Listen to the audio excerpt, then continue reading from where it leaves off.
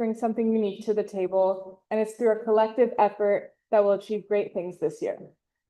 With that being said, I'm really excited to introduce our first session of the day, Conflict Resolution and Communication in Student Leadership. Please help me give a warm welcome to Lana Smith-Hale from the Office of the Ombuds, who will help us explore practical tools and strategies to navigate and resolve conflicts effectively within our teams.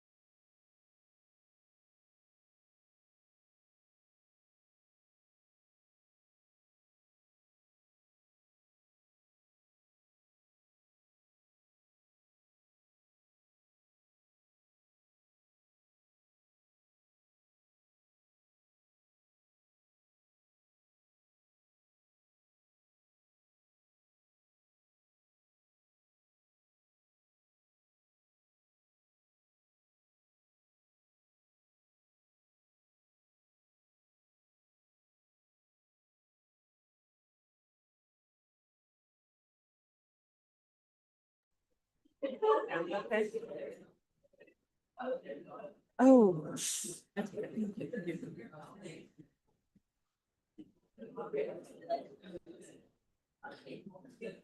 Alrighty. Here we go. Want everyone to come to the middle. That's where we're going to start. Okay, here we go. No speaking with your friends just because you want to be friends. Here we go. Situation number 1. The group ordered pizza for a late night work session. Half of you wanted pineapple on it. The other half of you think that pineapple is a crime against nature on your pizza. Please choose a side. Did you talk about it or would you not?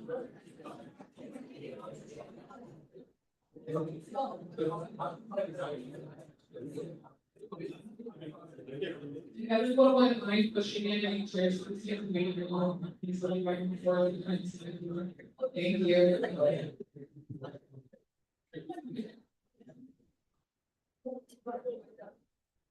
All right, so person from the side who said they're just gonna eat that pizza. Can someone explain your side? Anyone got it? Okay, I'll see one. Is that okay? Okay, cool.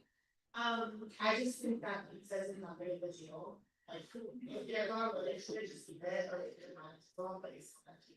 Yeah. Go for it. All right, I love that. You know what?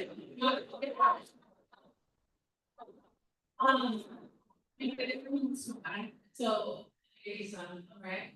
Okay, fine. All right, pretty close. Anyone over here?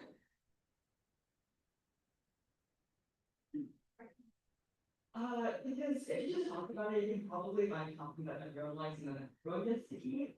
For example, something that on half control, half cheese. And finding solutions pretty easy, but that's a little mistake real fast, takes 30 seconds. Okay, makes sense, everyone? Yeah, run the whole way. Wonderful. Okay, how about my folks in the middle, anyone want to share your point of view? I'm lactose intolerant, so I can. Boom. Just indifferent. Okay, just let me know how to make a big. Okay, I got it, alright, here we go for the next one, you guys. You're setting up an event, you're setting up an AS event, and someone insists on playing country music. But someone else's community medium. What are you gonna do? Switch sides if you need to. Country music versus EDM, how do you feel about that?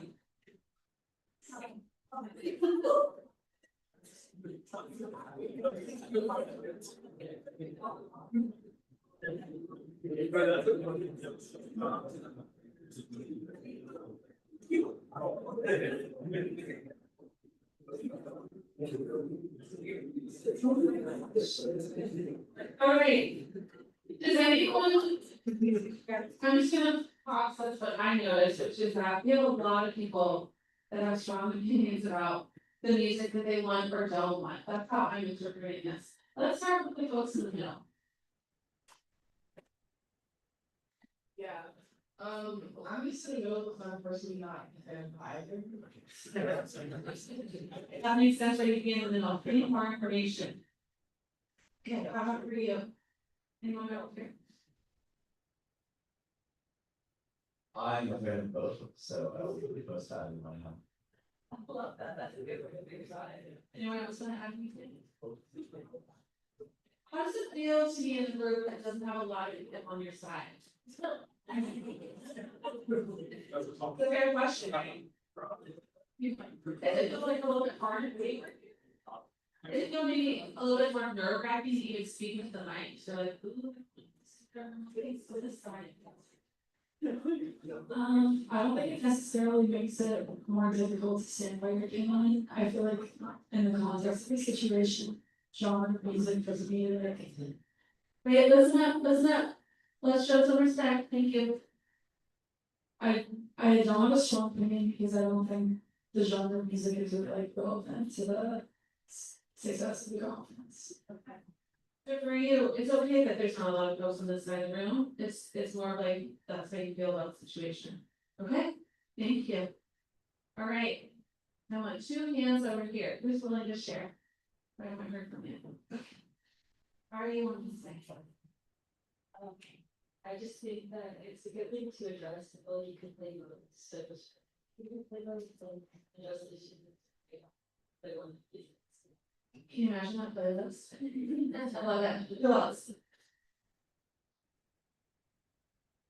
Anyone else?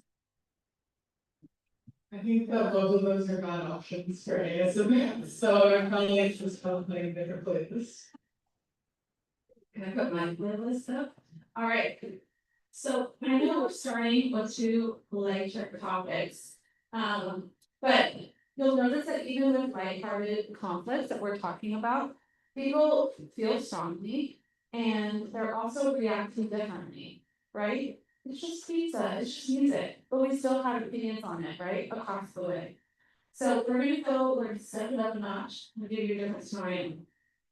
You're in an AS committee, am I loud? Is this too loud? No, okay.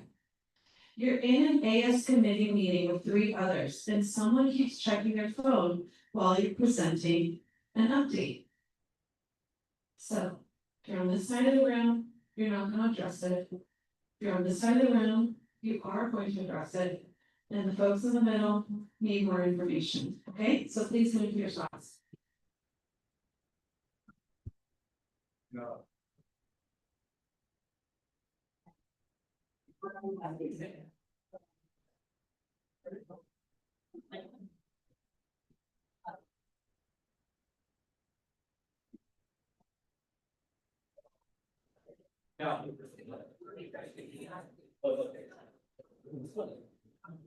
Alrighty.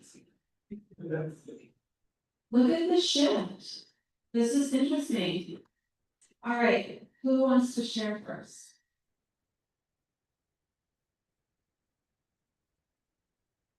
Okay. Really hoping I'll fall on my face. I think I don't know, because I feel like you need more information, I don't think for clause in right away, because you don't know what the situation is, or your situation from home, but I feel like it might be disrespect. Treat the call.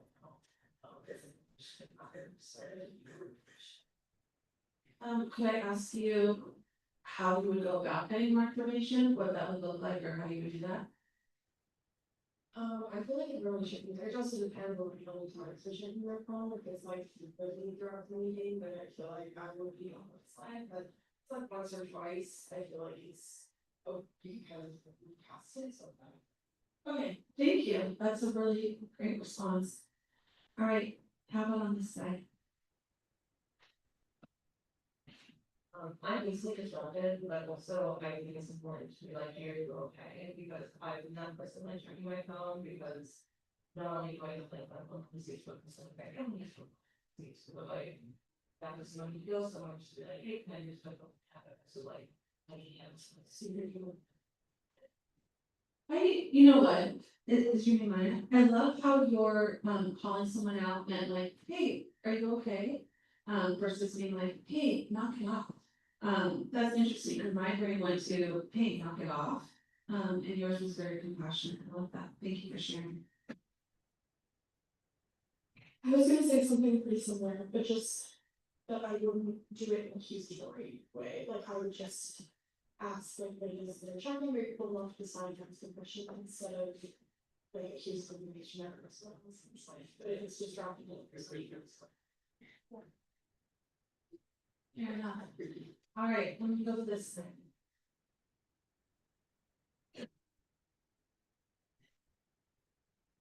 Right, I feel like I'm sometimes that person that is on their phone.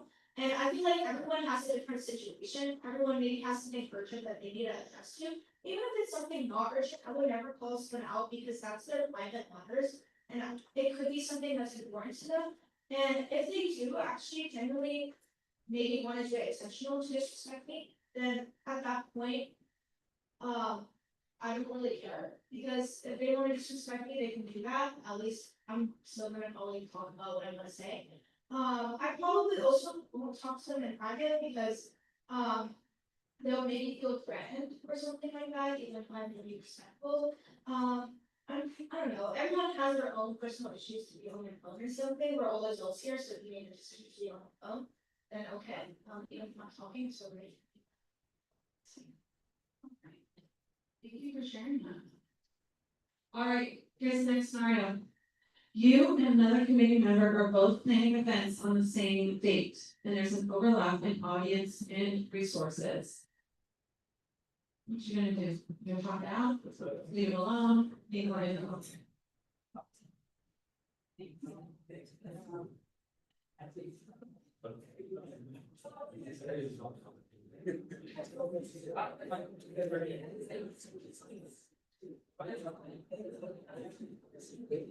Wow. Oh, please, oh, you gotta be on Zoom. Wow. Hey, we have got an AS crew this year that isn't afraid to talk things out when there's a need. Yeah. Yeah, that's my interpretation, yeah.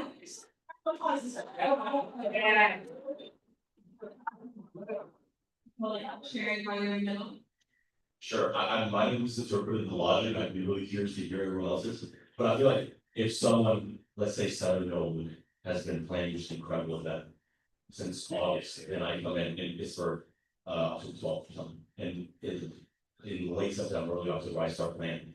Maybe I should just take away, like if it's for the same day, maybe I should be like, okay, I'll just reschedule. It just seems like a sensible thing to do if you're part of the same team, that's what I interpret logically being, maybe you should set up this one. Makes a lot of sense. We're gonna be taking a group picture together later, because I need this on my Instagram. All right, anyone over here? So you guys all like different things. Okay. Oh, you just want to know they're correct, don't you? I think that's exactly what I was saying, that's why we decided, like, I was. I think we're on the same side. No, man, I'm behind, okay. You ready for, are we good to do one more, or you be done? Okay. One more, two more. Alright, here we go. You feel disrespected. You feel disrespected in a meeting because a peer interrupts you repeatedly, dismissing your input in front of others. In front of others, what are you gonna do? Oh, now we're all just gonna talk it out all the time, great. My work here is good, thanks so much. No one wants to, let me tell that scenario one more time. You feel disrespected in a meeting. You feel disrespected in a meeting because a peer interrupts you repeatedly, dismissing your input in front of others. Now really think about this. Close your eyes. Imagine one of those huge AS meetings that you have. You saw those in Tuesdays? Wednesdays that goes into like God knows what hour? Thank you. A reasonable, right? And someone's disrespecting you. It's a heated argument. Are you gonna talk it out? Are you gonna need more information? Or are you gonna just try to ignore it and then call your best friend later and be like, "You'll never believe what happened"? What are you gonna do? There's no right answer here. Alright, can I start with you?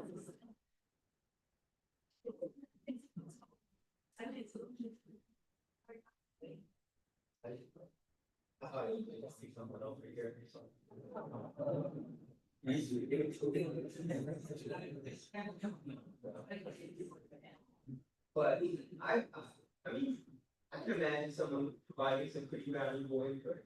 I mean, if they're just, they got nothing valuable in that. But, you know, some people have some good comments.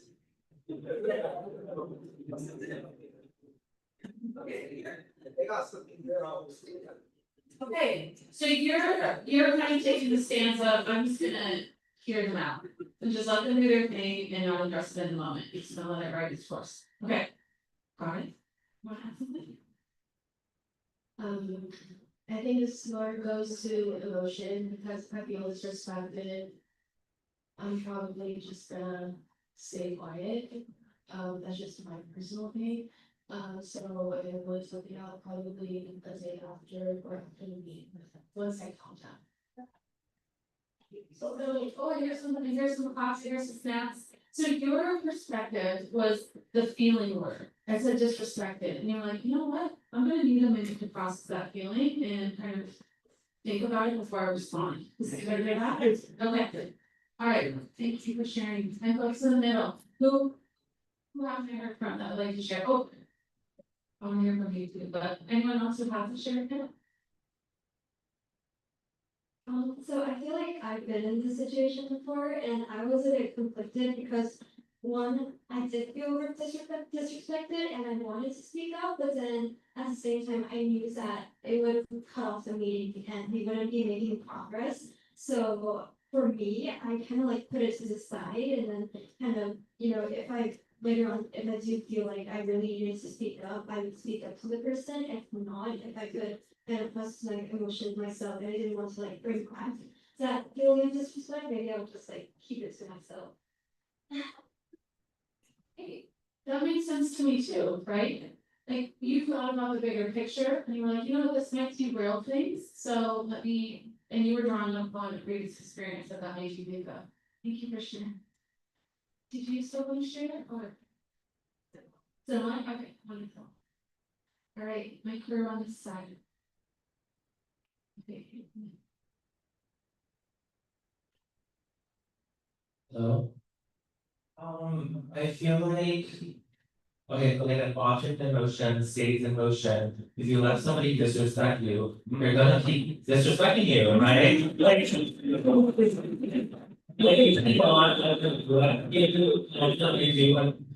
I do understand like the desire to not want to derail your meeting and everything, but like. you're not really the meeting, they're the ones who get the meeting, they're the ones being disrespectful to you, and you have the right to stand up for yourself, right? Because you are part of the process, not part of the process, part of the progress of the meeting, right? So it's like you can't let them see them.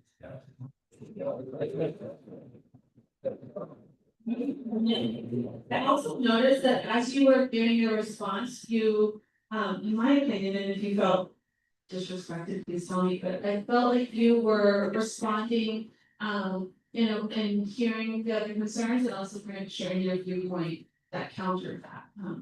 So thank you. Did you still want to share?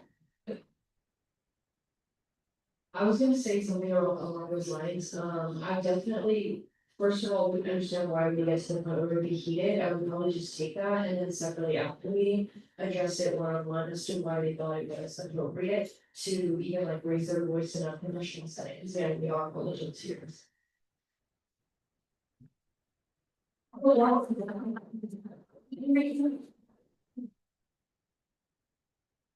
I think very similarly along those lines, like if you can contain it and let the meeting flow, but I think it's really important to go and acknowledge that disrespect, because at the end of the day.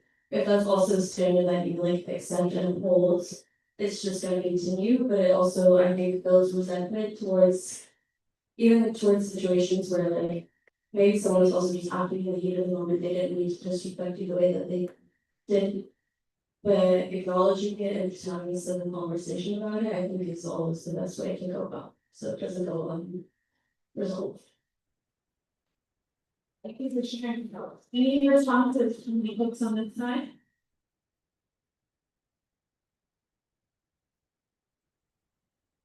I get both of those intuitions, but I think the disrespect that was initially set off will stay in motion, but if you get back to disrespect openly, you'll just accelerate that motion and get even worse. And I think more importantly, you'll look terrible. You know, I've been in situations like this in the Senate where you are heated and you respond and you kind of forget what the initial thing was, and then you're just the one who was the aggressor. So I think it's one of those things that's easier said than done, where you try to de-escalate the moment, and then you approach them afterwards, and this is my experience as well, sometimes it goes way better than you expect. You think of someone as a rival, someone as opposing interest to you, and then you sit down and like, he or she is way more reasonable than I expected. Thank you, that was great, all right. There's not letting us go back and forth, all right, here we go. Last one. A conflict between two AS groups escalates publicly on social media, with students posting accusatory comments that make the organization look divided. Ooh, social media. Here we go, a conflict between two AS groups escalates publicly on social media, with students posting accusatory comments that make the organization look divided.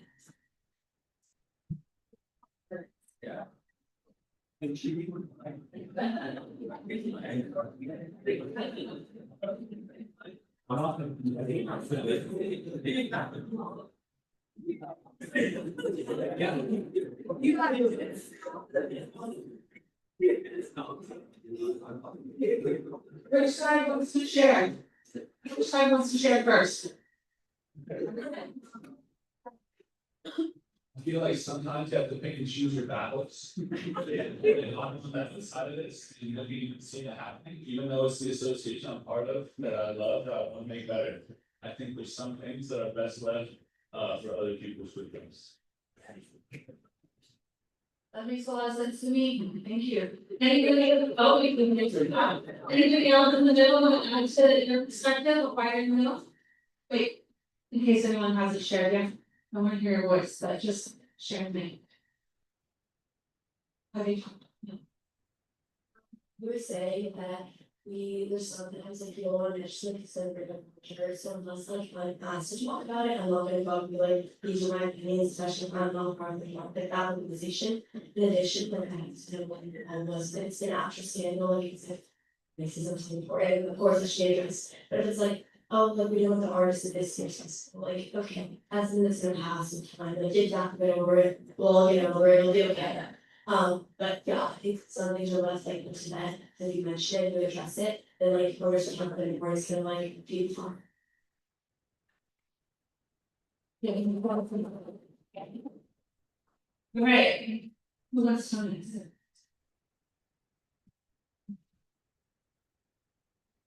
I don't think it's something that needs to be addressed like publicly online, like if it's already online, like. I don't think anybody wants messy AS drama, like we all over jobs for a reason, and I feel like that's something you need to talk about with the other person, like privately. And figure out your issues, because again, I don't think anybody wants to create trauma, like ever, and doesn't want the whole school hear about that. So, Grace, so you're on this side, and your idea is you don't want more drama and kind of add to social media, what's happening. So your thought is addressing it with the people posting and just saying, hey, let's work it out offline, is that the, okay, got it. Anybody else on this side? No, just one. I think normally like in the past, I would probably just like read the posts or read the edits by email something like, okay, it's easy. But I think now I'm probably in a position where like, that's probably like something I have to deal with, so I think I would, similarly to like Grace, I would probably get people together like in a room, like. And like to talk it out and like what's going on, like. What needs to be done, like as a mediator, so that, cause if it just keeps like spiraling online, that's the very bad look that we're trying to avoid. You can go. Right, someone I haven't heard from yet on this side.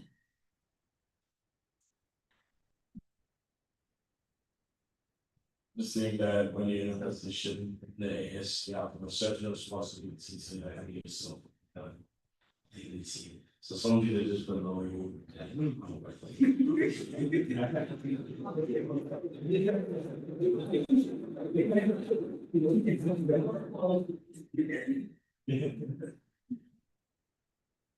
Unless one of those like beefing associations worse than one I was part of, like it was, born and like dragging another associated student department into that online beef because, social media in general is not the place to resolve your disagreements to begin with. So you just be adding more flames to the civil war than it. So I would say, I don't like posting serious stuff on social media. Thank you. Okay.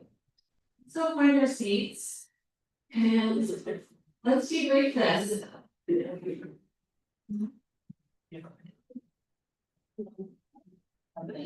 There were lots of interesting viewpoints shared. What are some takeaways? What did you guys notice?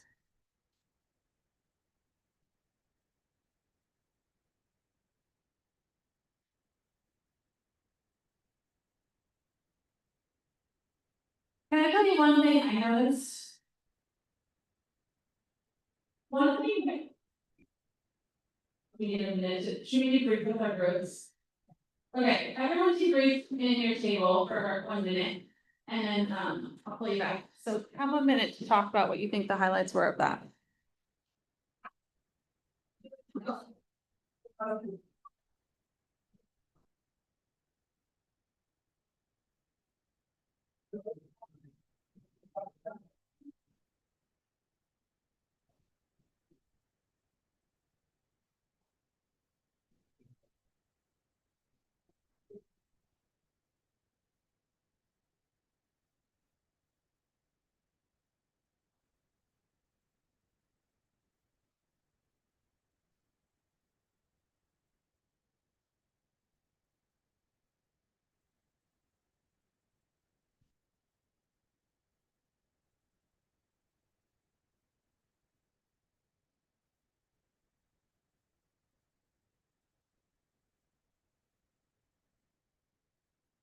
All right. Okay, let's come back together.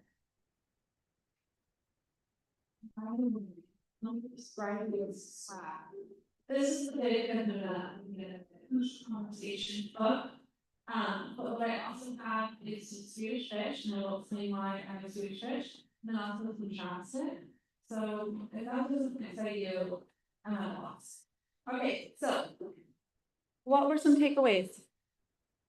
What were the big ideas of that experience? Yeah. Do you want to shout? Oh, Holly's coming.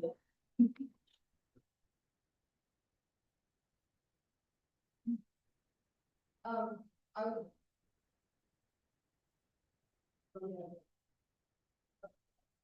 I would say, I feel everyone, regardless of which side they're on, attention, curiosity, to like hear the other side. And I think we're all pretty like committed to see what the opposition would say. Yeah, A lot of them, so it's. yeah, I agree. A lot of open-mindedness, a lot of respectful discourse happens. A lot of clapping for the other side, snapping for the other side. I noticed that too. So it kind of didn't really matter what side you were on. People were still willing to listen. That was pretty cool. Any other things you noticed? Yeah, go for it.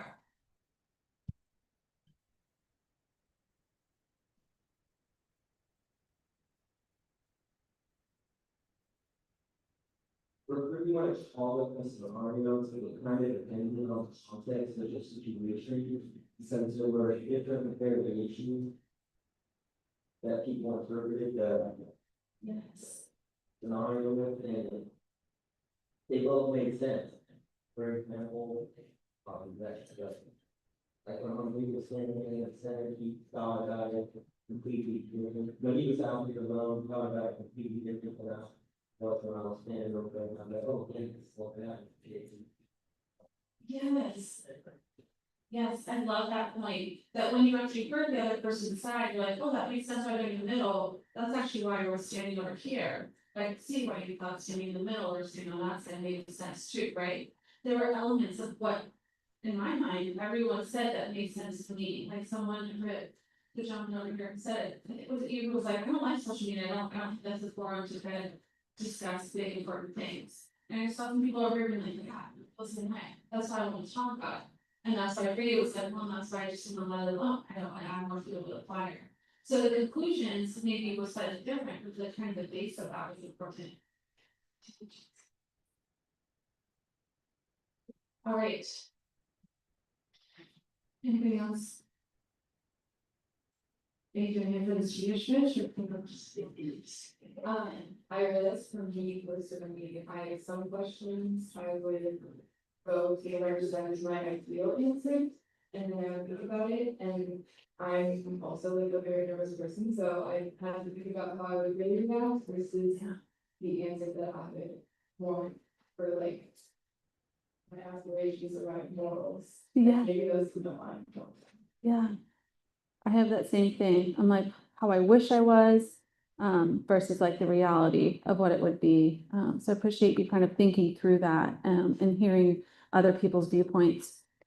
I'm gonna keep going a little bit. We've got some more interactive things to do in a little bit, but let me get into some of the meat of this. The first is that you should probably know my name. I'm Lana Smith Hale, she, her, hers pronouns. I am an assistant ombuds. I have been in the ombuds office for about 2 years, and I will explain what the ombuds is in a little bit because it's the weirdest name, and I know that. I am a licensed clinical social worker. I'm a therapist by training. I've worked in a lot of different mental health settings, and I've loved my career. But it was time for me to move home and be near, I had an aging father. Now I'm just really sharing my life story. Anyway, decided to move home, be near my family, start my family of my own. And so I started working at UCSB 10 years ago. And I've loved being on campus. It's flown by. I have certifications in crucial conversations, in mediation, and being a constructive dialogue facilitator. So I love this stuff. The stuff that you love is a lot of the stuff that I love too. And so I'm excited to be here to talk with you about what I know and how to help you all. My core value, one of my core values, is that I feel like conflict is important to address. I really do. I think that a lot of conflict happens because of miscommunication. But sometimes that means that we need to let conversations just let them pass. Sometimes I think that we need to be in the middle and get more information. And sometimes I think we need to address them. So I can see myself in all of these positions. Except I do like pineapple on my pizza. I'm cool with that. Yeah. Okay, so here's an overview of our presentation. I like to have time markers myself, but I will be watching the clock because it's already been a lot of time. Wait, how long do I have? 11:30. Oh, thank God. Okay. So we've got less than an hour together. We've got a lot of content to go through. I'm excited to go through it with you, but this is just kind of the layout of what we have happening. So we are gonna start with conflict happens. So conflict is normal and an inevitable part of leadership. You know this. This is not a surprise to you. You know that this happens in life. It's uncomfortable to have conflict, but it's just a part of it, especially when we get people who are passionate and care a lot about your organization and your school. We're going to have strong feelings, and those things might clash a little bit. So it really means that the challenge is that unresolved or poorly handled conflict is when we get into trouble. That's when things break down, that's when things heat up, and that's when things are uncomfortable for each of us. So when it's addressed thoughtfully, it can strengthen relationships, spark creativity, and be more inclusive of solutions. So today we're going to start by looking at our own conflict styles, learn some tools to communicate, and then we're going to apply it to some scenarios. So the goal is not to figure out how to avoid conflict. The goal is to figure out how to work with it effectively. So the last little part, the last little part that I want to share is that difficult conversations matter for leaders. And someone, I forget who it was, but somebody said it earlier. The cost of avoiding crucial conversations or difficult conversations leads to miscommunication, burnout, and resentment. It was you. You talked about resentment. I do think that resentment builds for us, right? Whether it's small, whether it's large, it'll start to grow. So when we have difficult conversations, we can build trust, get clarity, like you just shared. Mr. You with the hat, like you just shared, like when the person in the middle was by himself and explaining his side, how you were like, whoa, that actually makes sense to me. That's kind of why I'm on this side though. We build trust, we build connection, and those things are so important for you as leaders. So we all have our own default way of handling conflict, and knowing your style will help you recognize your instincts when you have conflict, right? Is it to run? Is it to fight? Or is it to kind of deal with what's happening? So we are going to work with Thomas Kilmann's conflict styles. This may be familiar to some of you. This may be new to some of you. But there are 5 different styles: avoiding, competing, compromise, collaborate, and accommodate. Okay. So what I would like you to do is we're going to do a group individual assessment, but together as a group, because I didn't know how many was going to be here and I didn't want to fill a bunch of trees. So this is what I'm going to do. I'm just gonna tell you a scenario, and then I want you to make note of it. I see there's some coloring pieces of paper in the middle. You can write on one of those. You can jot down in your phone, but there's gonna be 5 questions, and I want you to track what your answer is for those questions, okay? So grab a piece of paper. Here's the first question. Like I said, there's 5. All right. I'm gonna make this more interactive so you'll just hear my voice. Can someone read question number 1 for me? I'll just see it all. Read it, Ms. Simon. A fellow AS leader promised to make flyers for an event but never did, and now you're behind schedule. Okay.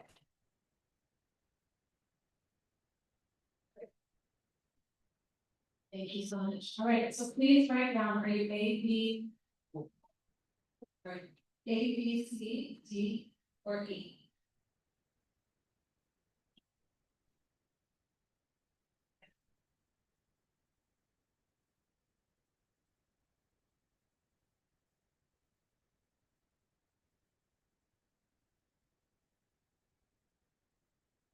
Are we good?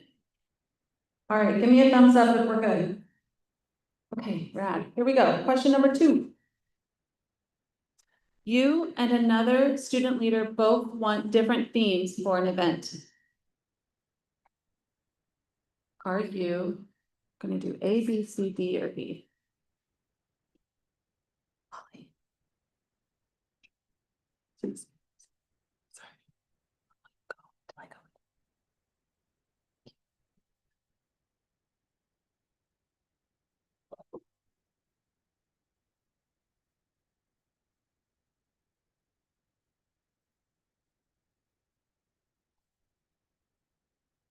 All right, are we good?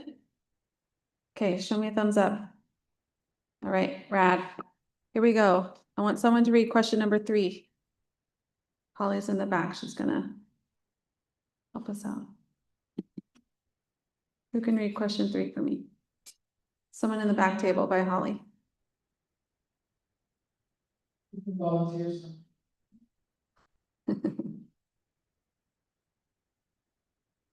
Two AS members of the President Council, President Collins, voting shadows, yeah. It's similar. So what is it? Stay out of it, publicly call them out, message them privately, encourage them both to delete, meet with you both to talk about it.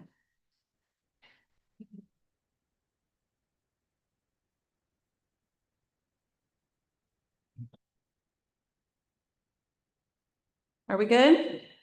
Thumbs up? Okay, perfect. Next question. Oh, I guess I took it out because I was worried that this was gonna be taking too long. Okay, I gave you 3 questions. Please score yourself. Count how many times you picked the letter A through E. The one with the most points is your default conflict style. Obviously, this was the most mini assessment in the world, but we're using this as just an example. So A, if you did A, avoid, B, compete, C, accommodate, D, compromise, E, collaborate. Everyone got it?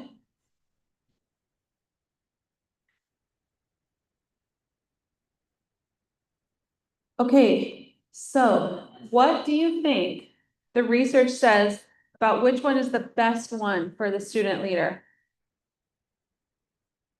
E? Why do you think E?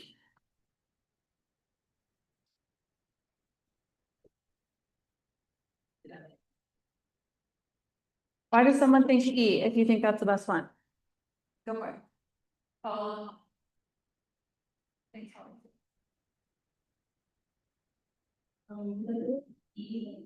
That's ways that, way that it is something more than we that. Also feel like D works too, this compromise, I feel like something way conflict can be bad in workspaces. I feel like there's gonna be conflict, like you said, and being able to collaborate and compromise with the conflict is like the best way to work it out, in my opinion. Okay, thank you for sharing your opinion. So your thought is that it's E. How many people chose E in the room? If you didn't choose E, how do you feel right now? Well, guess what? None of these is the right one. We all. No, I'm not trying to put you on the hot seat. You get a breath. But none of them, because there's strengths and there's weaknesses to each of these 5, okay? So yay, I hope there was someone who said avoid in here. And some of them who said all of them in here, because all of them have strengths and weaknesses. And being a leader is knowing how to be flexible and adaptable to each of these situations. So I like these kind of things, but again, I like doing these like self-assessment stuff. So what I decided to do is put a little chart up here so you can see the strength and maybe kind of the cautionary sides behind each of these 5 conflict styles. So for avoid, a quick description is you step back, you don't engage. And the strength might be that you prevent escalation. And I saw some of those answers when I talked with that side of the room. So a caution might be issues stay unresolved. So there's going to be a time and a place for that kind of response. Is it helpful for me to read each of these, or are you guys okay? We're good? Okay. All right. Collaborate. I guess that one would be builds trust, creativity, but it also takes time and effort, right? And we don't always have that. It kind of depends. What if it's at one of those meetings and it's 10:50 at night and we're gonna stop at 11, right? So what I would like you to do is I want you to turn to somebody at your table and I would like you to share your style and how it fits for you, okay? We give you a couple minutes to do that.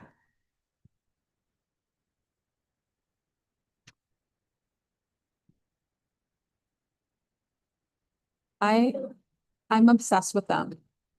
And I tried to find something equally as good and I can't find it.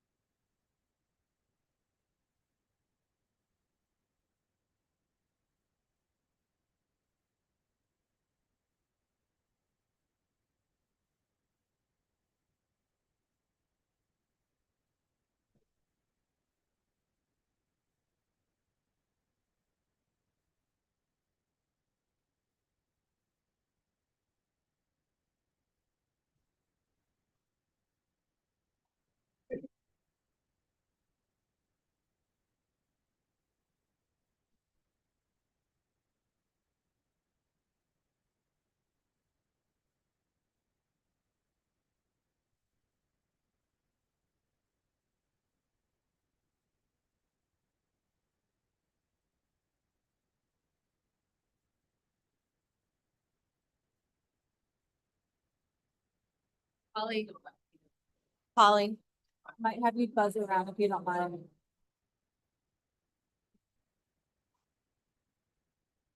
All right. Did everyone get a chance to share? Sounds like there's lots of good chatter happening.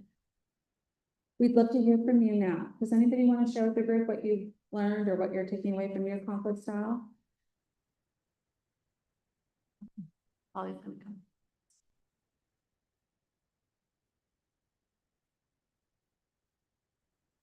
We talked about the importance of not being set in your ways and being open to other ideas and new ideas, because we said that a lot of times for us, like talking with Tyler, we're not even clear necessarily about what our own thoughts and feelings are on the matter, so you want to get that clear first. And to do that, I think you have to be open to listening to what everyone else is saying from other perspective.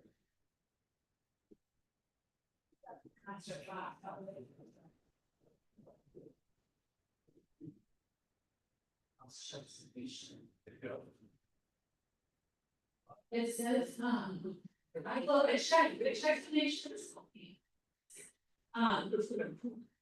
Thank you for sharing that. And, but I was talking with Colin. And I got permission to share this, but we were talking about how you change as a leader. And I know that I haven't, and Colin was sharing, you, oh, wow. Wow. I'm trying to be offended. That we were talking about how we change as leaders, right? And maybe what we would have done last year, but now that Colin's more in charge of the group, like his responsibilities and kind of requirements are different. And like, he asked me what my answer would have been, and I said, yeah, my answers 10 years ago would have been different. But now I'm a mom of little kids, and all I do is negotiate conflict all day long. So my strategies have changed, and kind of what I'm comfortable with have changed. Anybody else want to share?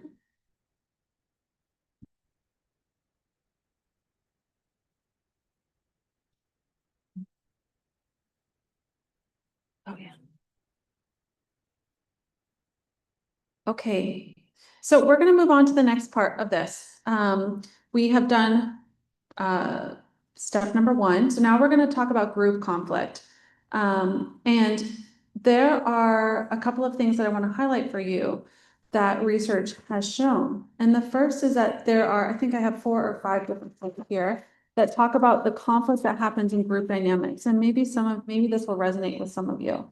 If you were in AS last year, or maybe if you working with projects, things like that.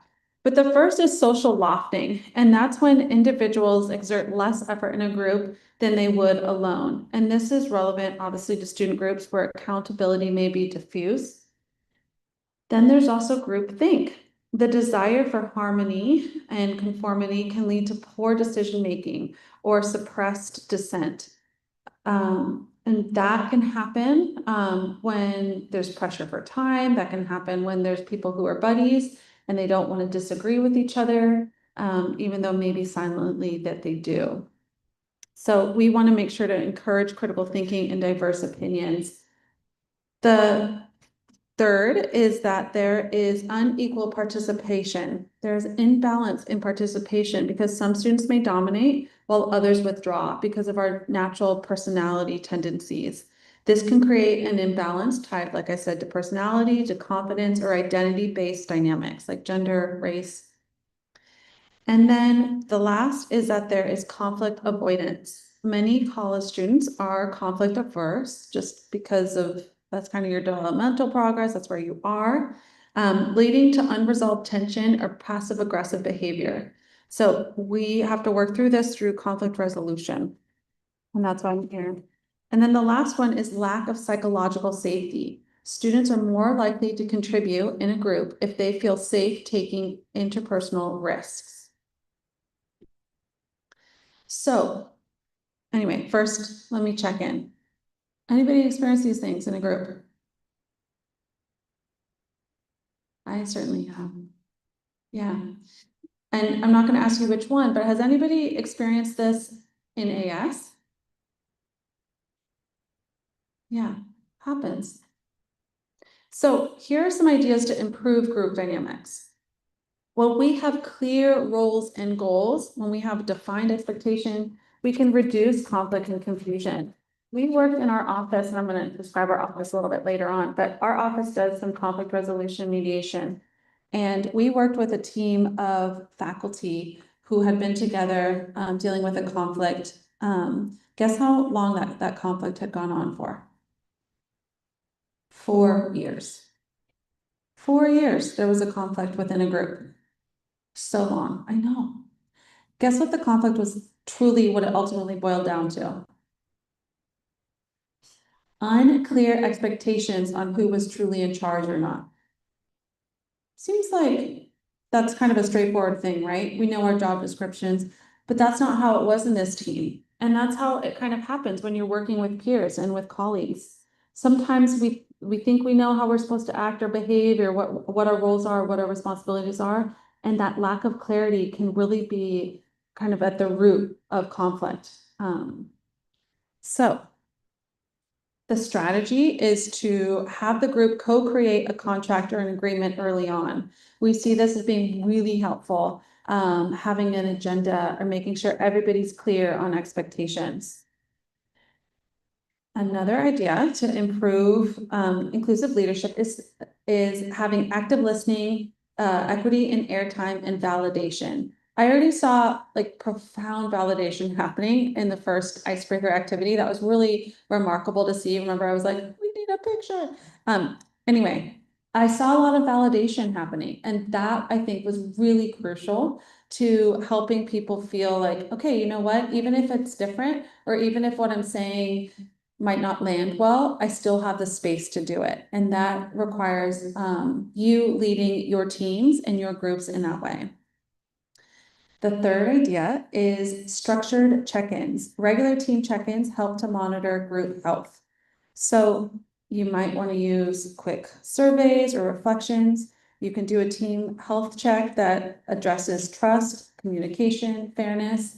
You can ask your team, hey, you know what? I want to get ahead of some conflicts, and it seems like our last meeting was a little tense. So I would like you all to fill out this piece of paper. It's anonymous. I want you to drop it by my office. So I can kind of just get an assessment of what's happening with our team. When you create anonymity, obviously that means you can't follow up with someone, but sometimes it just allows people to feel like they can really describe things. It also looked like this group has a lot of ability to have direct conversations. So maybe that's just the first step in saying, hey, let's have a talk about it in our group. But doing these structured check-ins can be helpful. Not just on like life check-ins, that's not what I'm talking about. I'm talking about the group dynamics check-ins. Okay, 2 more ideas for you. The first is that there could be a group roles icebreaker. This is like just my brain thinking through all the things that I'm like, if I was an AS, let me back up. I'm a social worker, and social workers are all about giving tools. When I did therapy, I was giving my clients homework all the time. And I was very upfront, like, hey, if you're gonna work with me, I'm gonna give you homework. Why? Because I think that when we apply our skills, it's a lot more progress is made versus then just kind of talking for 1 hour. And so anyway, when I was doing this slide for you, I was thinking, I want some takeaways. I want some take homes that you can actually like apply and be like, hey, Lana actually helped us. So an icebreaker idea is to have leaders identify roles that they tend to play in groups. So who are you? Kind of what we were talking about earlier, but here are some other ideas. And reflect on how that impacts the dynamics. Go back to that slide I had earlier where it showed the strengths and the weaknesses, and identify like, you know what, this is kind of a growth area for me. Or, oh, you know what, this is really something I bring really well to the group and I'm proud of that. Maybe there's an unpack the conflict scenario where you role play a team disagreement. Maybe you do this as you're setting up your teams that you're working with, and you want to get ahead of some of the things that you're working with, or where you know there was conflict last year, or where you know there could be potential conflict this year. You guys can unpack that by practicing ahead of time how you guys as a group are going to resolve your conflicts. So I'm going to ask that you please, I'm going to have you stay in your groups because I think it might take us too long to kind of shuffle around.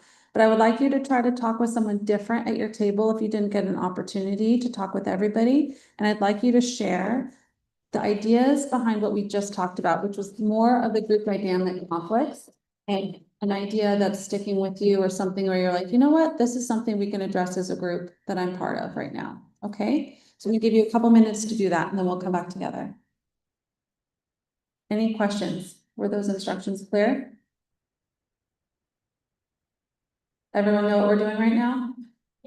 I feel like that happens so much where the presenter's like, break, you're like, what are we talking about? We're talking about group dynamic conflicts, okay? And we're sharing that with the people in our table.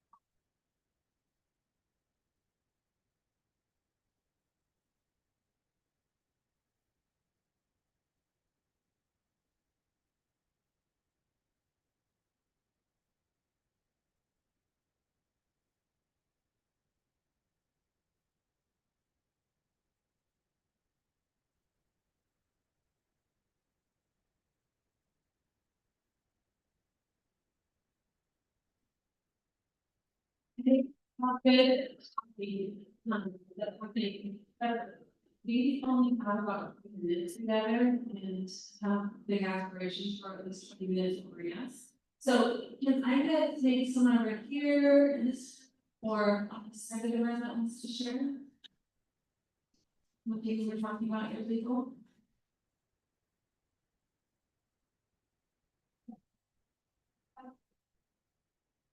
Hi. We talked about how, well, in the past, our board has already been doing this, but every year going into the school year, we send meetings with all of like our officers to set their expectations and their requirements, and then in our first meeting as board, we all come together, we all explain our goals to each other the way we see them, to make sure everybody's clear on like what's happening. And also like, we also talk about like conflicts do arise and we do have some peak seasons for that conviction. And we recognize that and when we come at those conflicts with like, talking and how we, like we talk about basic life skills and coming to things with compassion and trying to understand so that we can work together. It's something that we really want to like continue doing. Yeah. Thank you so much. A very helpful way, that's a very helpful way of setting expectations and making sure everybody's on the same page. I really love that. Any other group?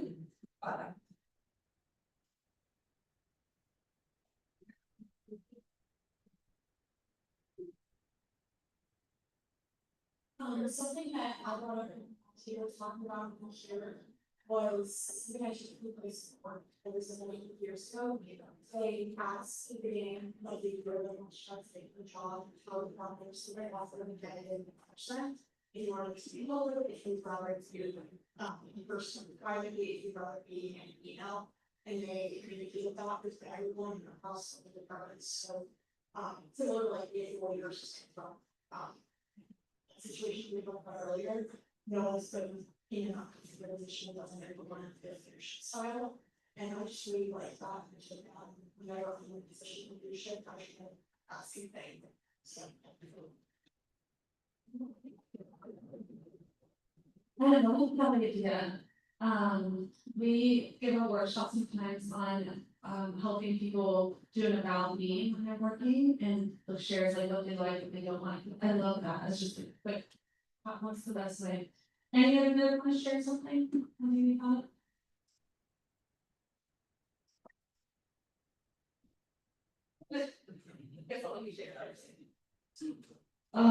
I actually used to be a preschool teacher and preschool teacher years on a conflict, like social conflict. So something actually I did from that was everyone has a different interpretation of what the rules and really like the talking about. Make sure people understand the dynamics of the group, make sure people understand the rules of the group in the same way. Don't be afraid to over elaborate until everyone understands and that's it. That's something I can do my kids.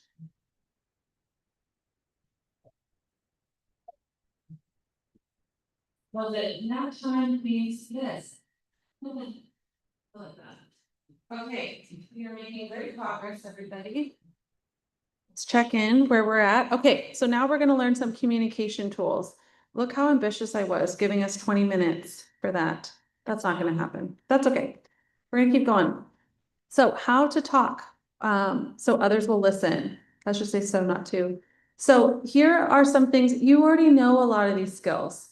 But we teach staff this, we teach faculty this, because you can never learn or be reminded of the importance of active listening. We are talking right now, I'm going into some information about bridging differences. And when we're talking to people who have different opinions than us and different ideas of how to go about things, this is the skill set that we want to teach. So the first is to listen for understanding rather than a chance to respond. We know this. But why do we not do this? I couldn't hear you, but your buddy nodded his head, so I believe him. He said something very wise. Well, that's what you said. It's not yourself saying, like, your opinion. Yeah. We're so focusing on our opinions, and it's not because we're bad, but it's because we're feeling our own anxiety, we're feeling our own pressure, and what else? We think we can solve it. We think we've got the idea that can really help us. So we come from a good place, but we forget to actively listen. Empathy building. I saw so much empathy in the room. I swear to God, I had the thought, okay, the world is going to be okay. And I did because of you all. I saw so much empathy. But when we step into someone else's shoes and see the world from their perspective, we have to start giving people the benefit of the doubt. We have to. But that looks like, even if you're the person, like, let's say you were on the side of the room and you were the one who was like going to confront the situation. I saw a lot of people being like, oh, no, I'm not gonna yell at them. I'm just gonna say, hey, what's going on? How come you're on your phone?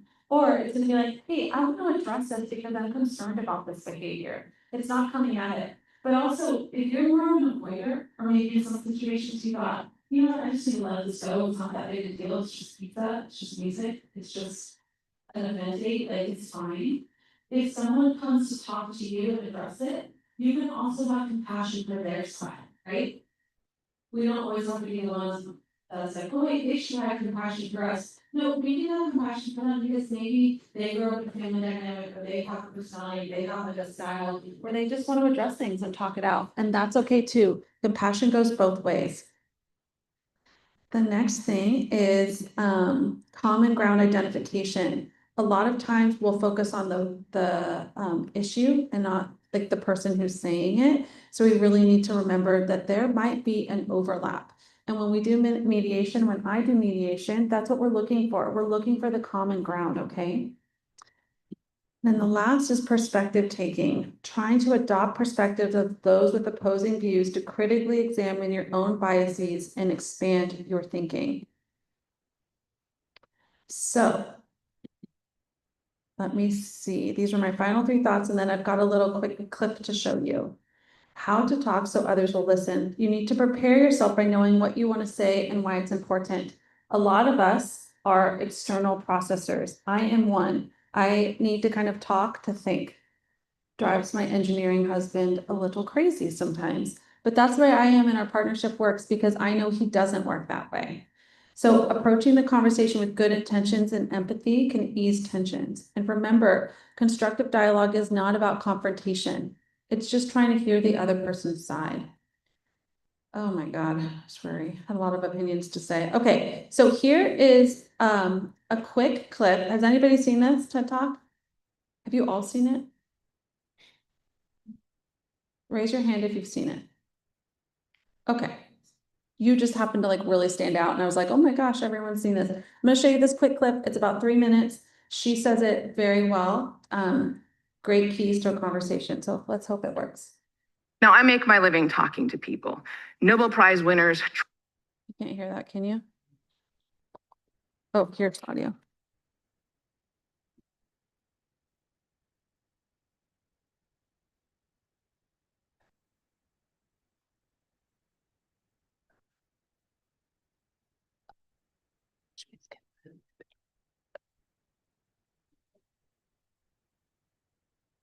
Just send it to you guys.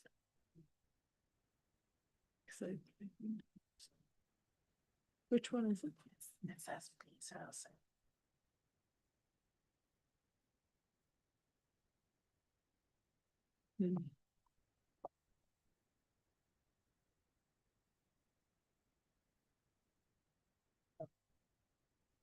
B06, I only see you send. Oh, there Oh, it is. there we go.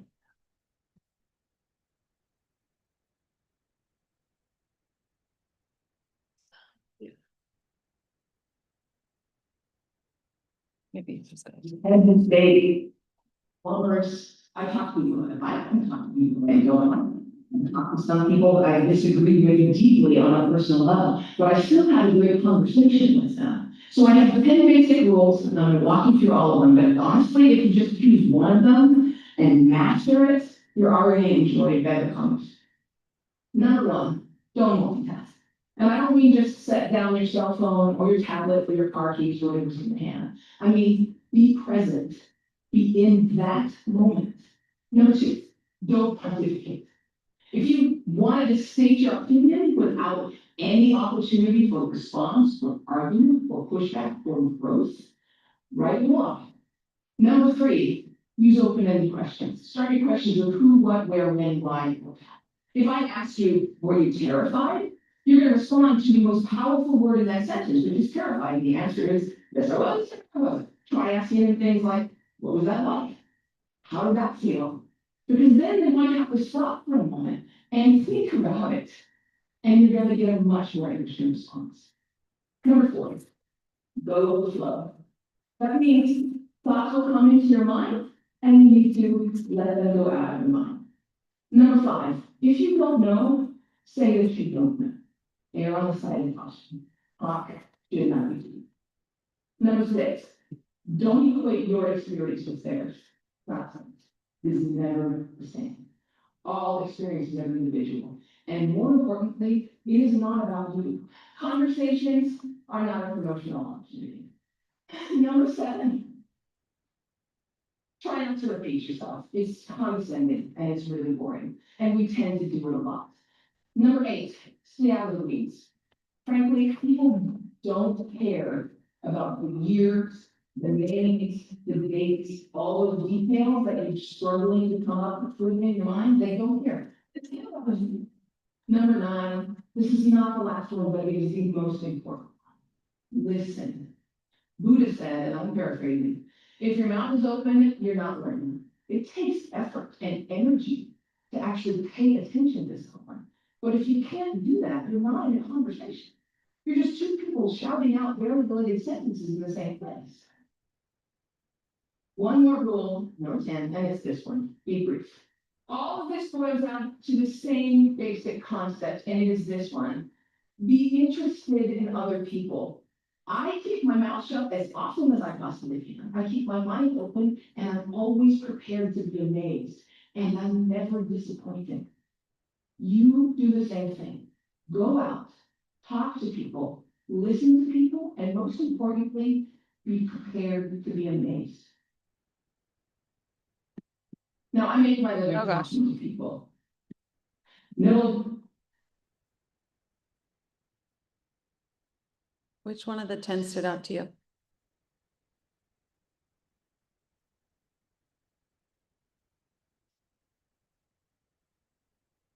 I like the be. No, I do too, and then it makes me really self-conscious, and I show that in a during presentation. I love that one too. Anyone else? Yes.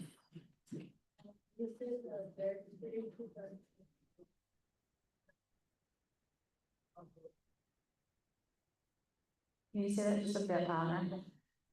Your experience is going to fit their experiences, so they approach the problem and how they kind of try to resolve it, and then you sort of just get. Sometimes it's not like you have to hurt, they will see her.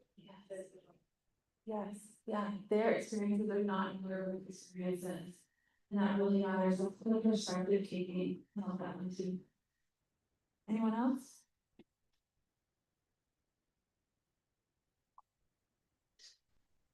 We already know we're behind schedule. Why did I do that to myself? Okay, so leadership takeaways. I would like you to each think about a well-known leader you respect.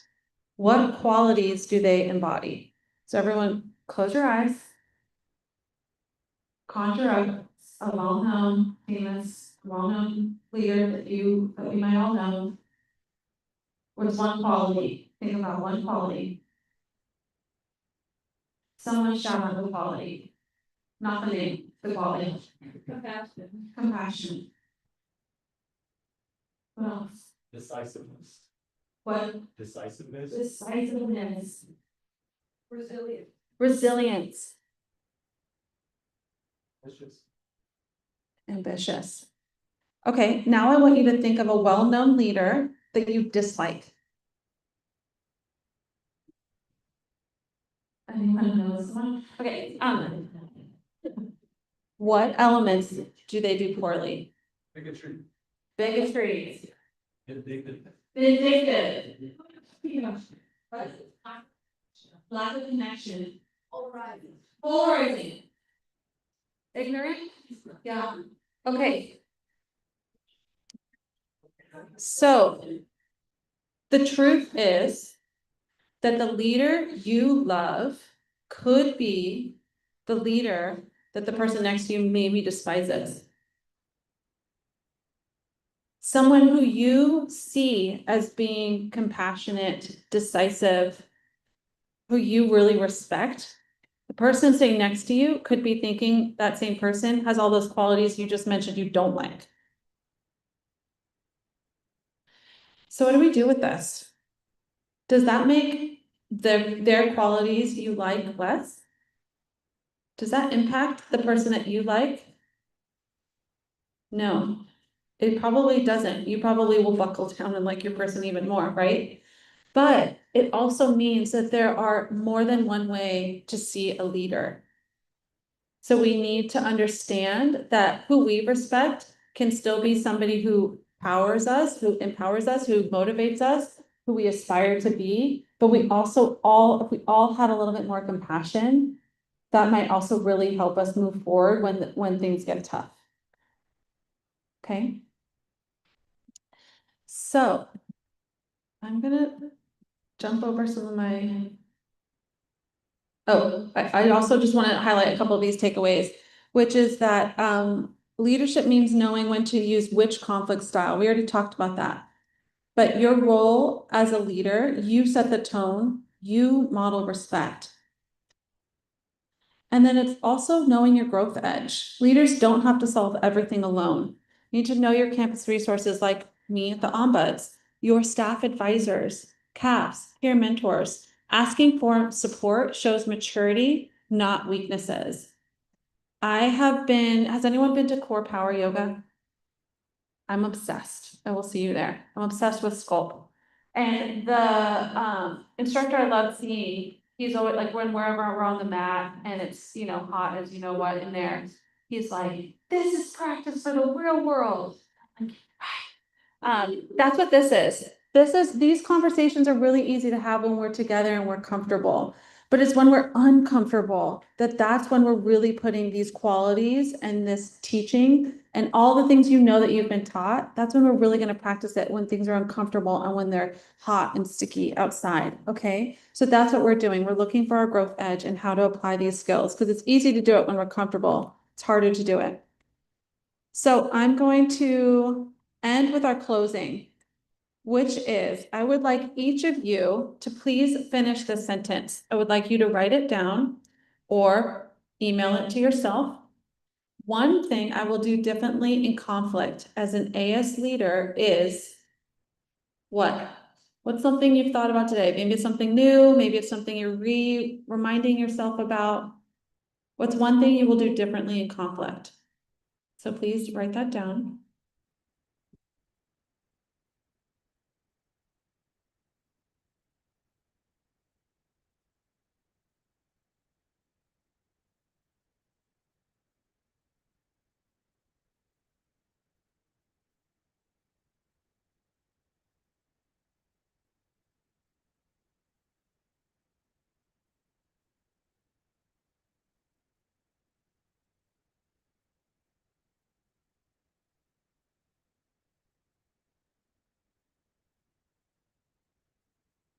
One thing I will do differently in conflict as an AS leader is, and now I want you to turn to somebody next to you, and I would like you to share it to someone saying next to you.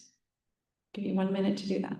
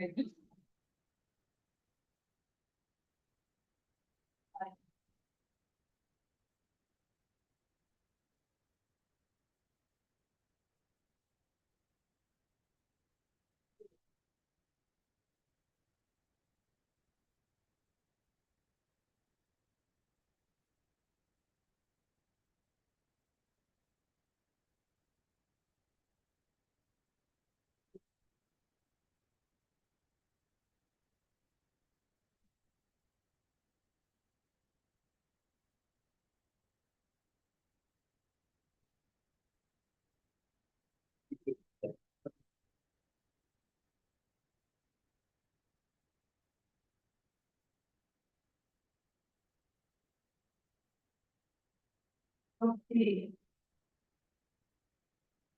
Anybody want to share what's one thing that you need to be in conflict?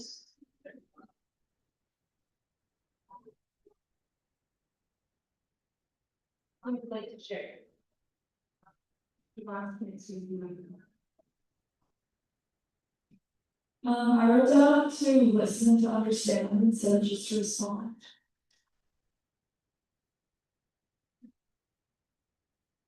Thank you. Who else?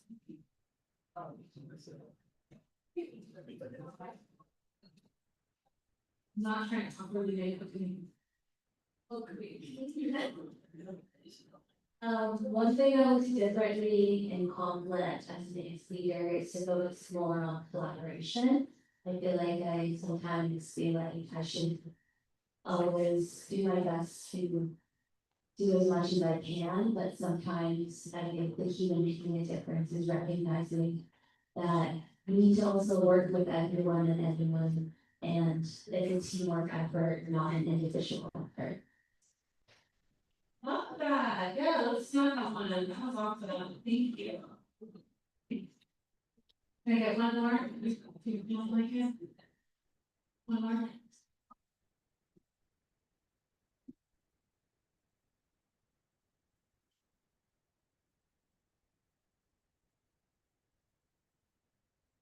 One thing that I said I would do differently in AS as a leader would just be to do regular check-ins, not even during our meetings, but outside. So you know, it's going on with just regular check-ins. Thank you so much. Right. So I'm gonna wrap this up today by telling you one more thing. And that is, about my office and who I am and what we do. So, has anybody heard the term ombuds before me? Yay. Okay, a couple of you. So my office is all about conflict resolution and mediation. There's 4 standards of practice that we follow, but the main thing to know is that we're confidential. So you can have a meeting with me and it's off the record and I don't tell anybody and we just talk. It's a space to kind of humanize a really bureaucratic system where people are like, I don't know what to do with this, or I'm upset about this. Who do I talk to? Or I don't understand this policy, or I feel like this is wrong and I'm being treated unfairly. We are the office to come to for that. Me specifically, I work with undergrad students, which is why I'm the one in my office here, getting the pleasure to speak with you this morning. My job is to brainstorm possible paths through conflict and help you. The ways that I think that I can partner with you and the work that you're doing is to help with one-on-one meetings, help you strategize with any conflicts. I love doing these kind of trainings. I hope today was engaging and good for you. If you need this in the future, something that your group needs, I will do small workshops. I love to tailor workshops and make it what you need. So effective communication, bridging differences, conflict resolution. There's so much more to talk about. Like I said, I am a certified facilitation dialogue expert. So I love to do facilitations if you need support, or mediation if things kind of get to that point and you need a neutral party in the room. That's my job. So another part of my job is running our social media. Anyway, I think I'm at 212 followers. So if you so chose to follow me, it would make me very happy to have more followers after today. I really want to take a group selfie. So if you're okay, if I put it on our stories or something, I would love that. So we're going to do that in just a moment. But the way to contact my office or to get a hold of me is either by calling and leaving a voicemail. I know that that's not ideal. So we also have booking online. You just go to our website and you can book with me, easy peasy. If you don't see a time slot you like, just email me and I can help find an appointment for you. We try and be very available because we know that conflict, there's usually like a fire, situation with that where you're like, I'm having a meeting with someone tomorrow. What do I say? Right. So we try and make sure that there's time and I'm not putting you off for like 2 weeks. So that's that. And then let me see. I also welcome feedback. I want feedback. I would love to hear what your experience was with me today. So if you feel like sharing it, I know you're asked to give feedback for Target and Amazon and every other purchase you make in your life. So if you want to take a second to do this, I would love that. And then last but not least, I think that you also need to do attendance. So everyone's phone should be out for this, although it should have been out for the Instagram. Thank you very much.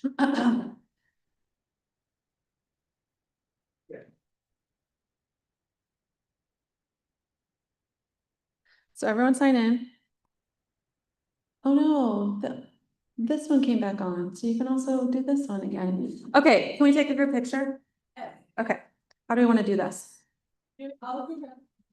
Oh, yeah. Okay, stand up one more time. Everyone come up here, stage please. If you're okay being on social media. I'll take a group pic.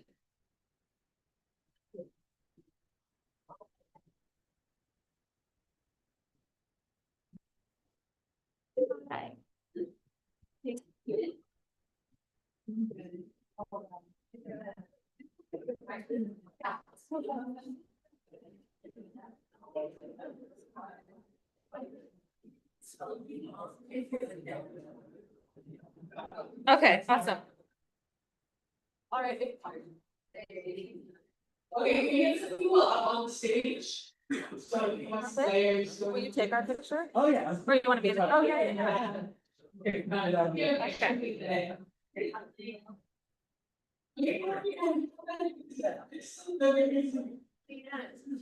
Oh, You want us to, get do this out of your way too.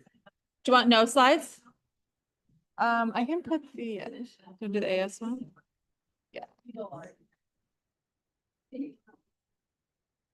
Who's taking it, the photographer? yes, Can you really do one with my phone? yes.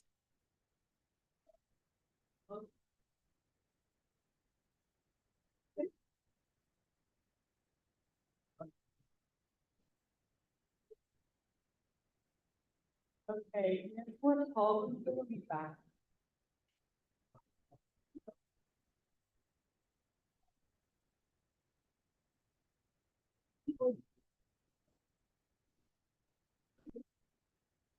I'll stand behind the podium so I look like I'm learning. Okay, in the photo. Go in front of me, go in front of me. Wait. I am now the teacher. Sorry. I don't want to scare you, I'm standing behind you. Hey. Snorking.